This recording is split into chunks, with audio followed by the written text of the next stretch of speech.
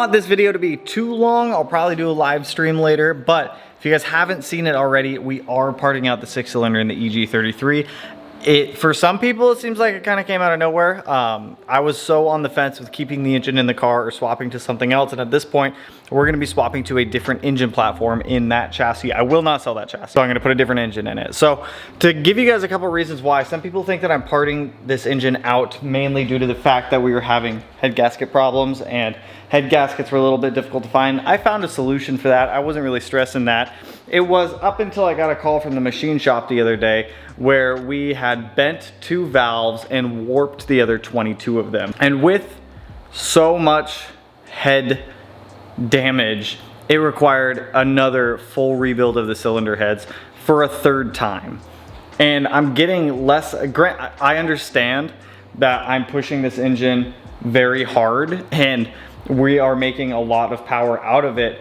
However, it's just not feasible financially anymore to continue to dump money into an engine that I am getting less than 1,000 miles out of and maybe a track day. So with that being said, I love the EG33 architecture. I love the engine. It's also a very old platform at this point. That engine is older than I am. I've been talking to a couple other people who know more than I do about this, and all of their recommendations as well were ditch the EG33, go with something else at this point. So that's what we're gonna be doing. I will, however, say I am very glad that we did this because I have learned so much about mechanics, swapping engines, doing wiring, all of this stuff with these cars, just cars in general. I've already had people DM me who know that we're parting out the car and say that they're grateful for what we did do, kind of paved a path for those who want to follow it, what to do, what not to do, what makes power, what doesn't make power, what's good for the engine, what's not good for the engine. So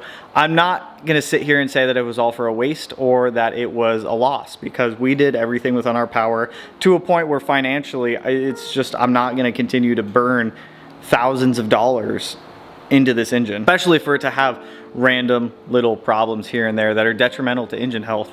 The other problems that we were running into, aside from completely destroying every single valve, and that can be due to the fact that we were revving the car out far. We were revving it out to 9,500 RPM because we couldn't get it to lay over.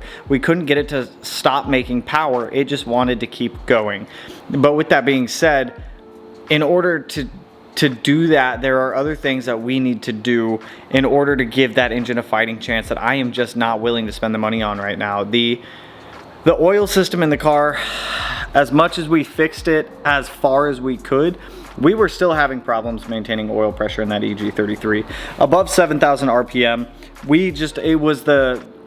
after talking with machine shops and, like I said, people who know more than I do, we've come to the conclusion that the 11mm pump and the 12mm pump just couldn't keep up with the demand of the engine, and it couldn't continue to supply enough oil pressure at those higher RPMs. We're going out to 9,500, like I said. That engine was never designed to go to 9,500 RPM. I don't know if anybody has revved EG33s out that far before.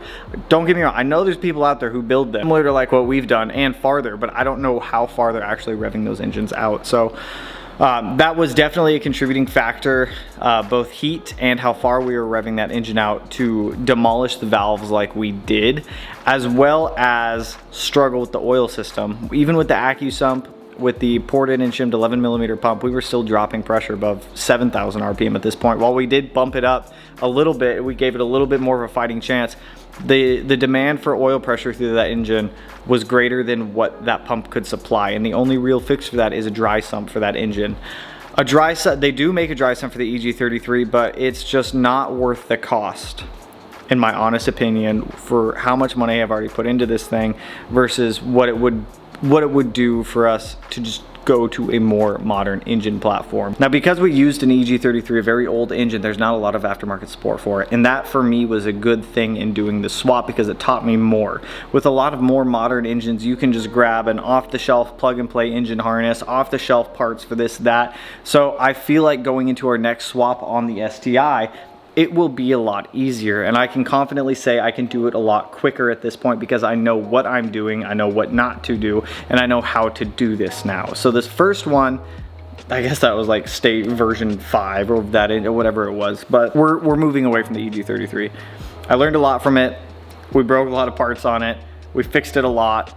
but it just wouldn't cooperate with us at those higher power levels like I wanted. So I have narrowed down our next engine swap to 2 candidates, and I am curious on your guys' feedback on that. So what I've kind of narrowed things down to is doing a balls to the wall FA24 swap into my STI. I'm talking like balls to the wall. Balls are on the wall, they're dragging down them.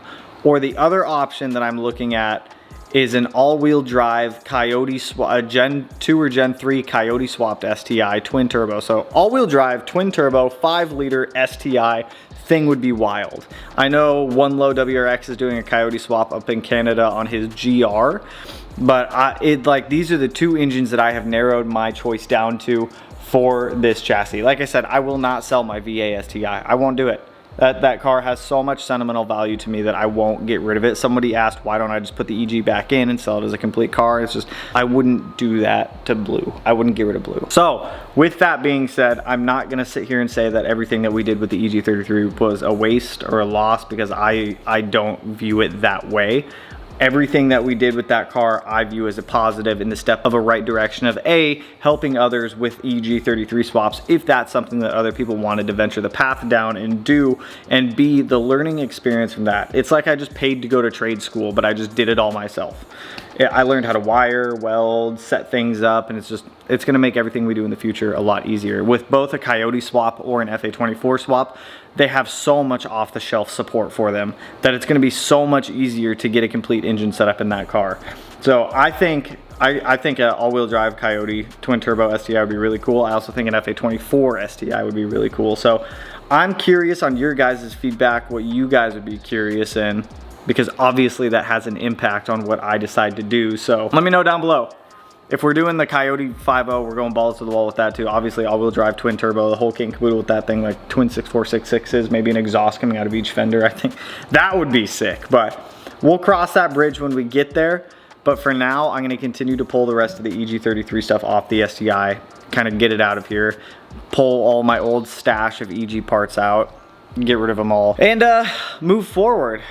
Like I said, it does suck. It was really hard for me to make the decision to pull the plug on the EG. I feel like I just like killed a baby of mine. Like I birthed this child out of my womb. I pushed it out, and then I just took a knife and I just stabbed it, and I said, "You're dead. We're done." But it wasn't an easy decision for me to make. I went back and forth on it for a couple weeks. Well, I guess it was like 2 weeks since we first figured out the problem of the car. But when all of my friends, especially my friends who know more than I do, are also telling me to pull the plug on this thing or go to something else, it's the light shining, the universe telling me what I needed to hear, because it was like I had Stockholm syndrome, and the EG33 was my captor, and I don't know. But that's all I got for you guys on this one. So let me know down below, or if you guys have other realistic engine swap ideas. Give me them. I'm all ears. I am not 100% committed to a new engine yet, but let me know what you guys think. Right now, my main 2 choices are FA24 or a Gen 2 or Gen 3 Coyote 5-liter, because I think either one would be really cool. So with that, that's all I got for you guys on this one. You know what to do. Go ahead and hit the like button. If you don't want to, you don't have to, but it'll turn a random color. It could turn black, blue, green, yellow, purple, silver, cyan, whatever color it may turn for you. But with that, I will catch you guys in the next one. So peace out, homies. Woo!